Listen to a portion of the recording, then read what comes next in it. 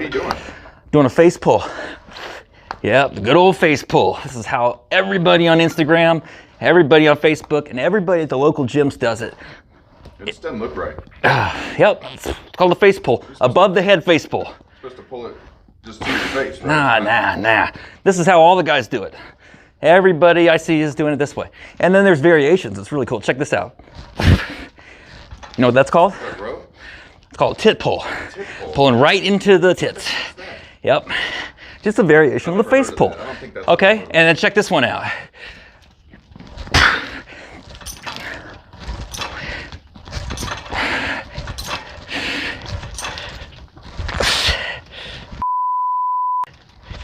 You want to know what it's called?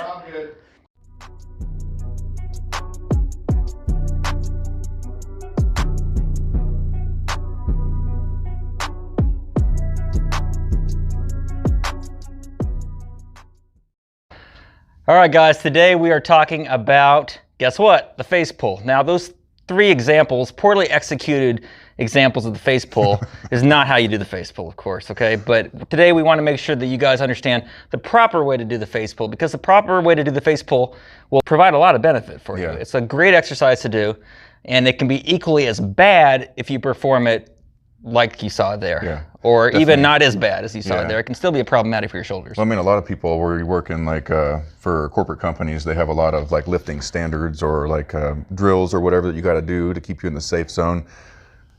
It's definitely not a safe zone. Yeah. So that's one like good thing that we're going to correct. That'll probably like save you from injuries later on, but that'll also like increase the muscle involvement for the exercise. Right. Right. It's a great exercise for the rotator cuff, the rear delt, the teres minor, even the teres major, and even the rhomboids, the scapular retractor muscles, if I can speak this morning.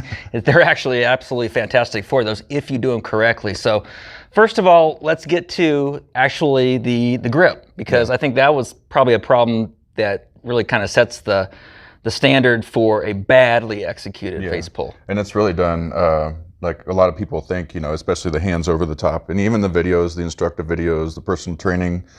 This is kind of a different way to tap more into that muscle group in that area that you're working. So, and this should be an externally rotated exercise. And the problem with doing an overhand grip is you are internally rotating your shoulders right from the beginning. And bringing it back to a flex, which doesn't really give you that.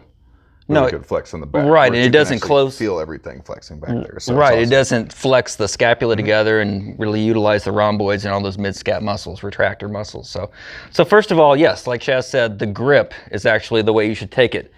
That we need to talk about first. So you do not want to do this, because this is going to internally rotate your shoulders, and this sets you up for a poorly executed face pull to begin with. So what you want to do is you want to take an underhand grip like this. Now, something that I like to do also, if you have the ability to do that, is, if I find my other rope, I don't know why I took that off. And some of the gyms have a longer rope. That's a good point. Genesis North has a long one too, right? That I've seen a lot of people use. But this would help as well if they had 2 different ropes. 2 small, shorter ropes that are preferably the exact same length. Now what you're going to have is you're going to have a lot longer rope. You can get a lot more external rotation, a lot more retraction with this longer rope. So like Chaz said, if you have access to a single long rope, then use that. As far as the stance goes, and hopefully you can see on camera, what you want to do is you want to take about a shoulder width stance, slightly beyond shoulder width stance, or if you're more comfortable, you can go with a staggered stance, whatever makes you your staggered stance kind of guy. Yeah. Okay. Well, whatever works for you, as long as you have the stability, that's fine. Doesn't really matter. Either way is fine. Next is going to be the execution of the exercise. And the execution is really, really important, because you want to make sure you don't lead with the elbows, you want to lead with the hands. Yeah. The hands are going to lead the way. That will promise and ensure that you get that external rotation. So it's definitely not a heavier move. You not don't at all. Throw a whole bunch of weight on this. Right. You want it light. You want a lightweight. You don't want those plates to touch the stack at the end. You want to keep them elevated a little bit so you get that full stretch without it actually going all the way down. That's key. Don't want to relax. You want to keep it nice and stretched out.